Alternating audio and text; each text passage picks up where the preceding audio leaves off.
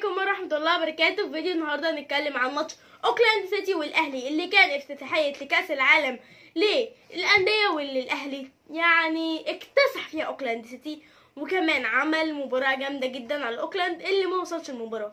تعالوا نتكلم عن الماتش وايه اللي حصل في الماتش.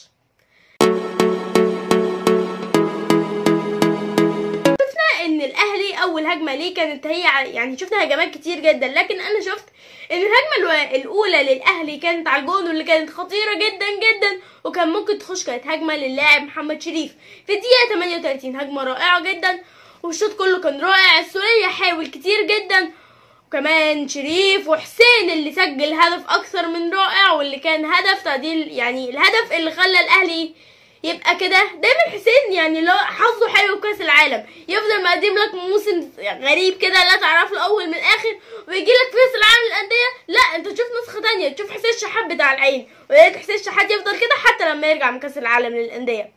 طبعا اما عن الشوط الثاني، اول هجمه للنادي الاهلي كانت في الشوط في الدقيقه 49 من اللاعب برضو محمد شريف. شفنا توافق كبير جدا بين اللعيبه وبعضها. الاهلي بيكتسح اوكلاند ب 3-0. بيرسي ده بيسجل هدف من صناعة كهربا، الكعب اللي عملهوله ده واو. كهربا لعيب عالمي يا جماعه. كهربا ما يلعبش في مصر، كهربا ده المفروض كان يحترف ان هو صغير يلعب في نادي من انديه اوروبا، ده دلوقتي كان هيبقى يعني من احسن محترفين اوروبا. كهربا لعيب راسي هادي بيتمتع وهو معاه الكوره، بنتمتع، تحس ان هو موسيقار بيعزف بالكوره. هو مكانه مش في مصر، مكانه بره، انجلترا، باريس كده، مكانه بره، دوري من اكبر 5 دوريات في العالم، ده لازم يبقى موجود هناك. بالنسبه للعيبه، اما بالنسبه لخط الدفاع اللي هو كان مثلا هجمات اللي هي مشمتش نفسها من حته، لا هي ملحقتش، هو كده ومتولي وعبد المنعم قدروا يوقفوها، واللي ما شفناش اي هجمه خطيره على مرمى الشناوي، والشناوي لم يختبر في هذه المباراه. اما مروان عطيه اللي شارك اول مباراه ليه النهارده، واللي شفنا قطع كام كوره، لكن كان في ترقيصه بايخه قوي حصلت عليه، لكن نبعد عنها. لكن قبل برضه ما نتكلم عن بقيه الحاجات، افتكرت حاجه، هو ايه علاقه الشعر الطويل مع نادي اوكلاند سيتي؟ الحارس والمدافع واللاعب رقم 10 في ايه علاقه الشعر الطويل بالموضوع؟ بجد استغربت وكان لازم اعلق التعليق ده. برضه نرجع للنادي الاهلي. النادي الاهلي عمل محمد هاني كان عامل ثنائيه حلوه جدا مع اللاعب حسين شحات، اللي معظم الهجمات كان من ناحيتهم، حتى بعد خروجه محمد هاني شال الجبهه لوحده وقدر يدي كام كوره لبيرسي تاو عشان يرفعها، لكن احنا عارفين مستوى بيرسي تاو المتذبذب، ما نقدرش نحكم عليه المباراه دي. لكن محمد هاني كان عامل مباراه حلوه جدا، علي معلول عامل مباراه اكثر من رائعه، احمد عبد القادر كان عندي مشكله واحده معاه، دايما عينيه في الارض.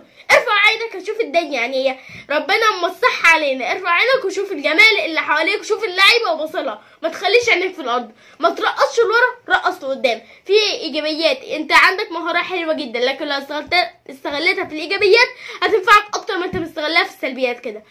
شاط كام كوره وكان مصيرها ضياع بسبب ان هو انا مش عارفه هو بيعمل ايه الصراحه. ده بالنسبه لعبد القادر.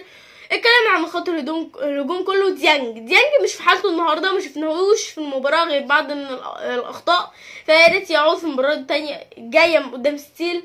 هو لاعب حلو جدا. السولية اللي عامل اكتر مباراه حلوه جدا، هو حمدي فتحي اللي كانوا بيزيدوا مع خط الهجوم، وكان اوراق جوكر كده بيهاجموا ويدافعوا، هم لاعبين مميزين جدا. بس كده خلصنا الماتش، يعني سريع كده اتكلمنا عن كل التفاصيل، ويعني اتاسف يعني عن يعني اتاسف ان انا ما بنزلش يعني فيديوهات على طول. انا بستنى الماتشات واللحظات المؤثره جدا وانزل لكم فيها فيديوهات، واتمنى اكيد الاهلي يكسب ويواجه ريال مدريد، واللي اكيد هتبقى نقطه فاصله. بس كده قابلكم الفيديو الجاي، والاهلي يستمر في مسيره الانتصارات باذن الله مع المدرب الجديد. المدرب الرائع المحترف الذكي العبقري الثعلب مارسيل كولر. بس كده قابلكم الفيديو الجاي.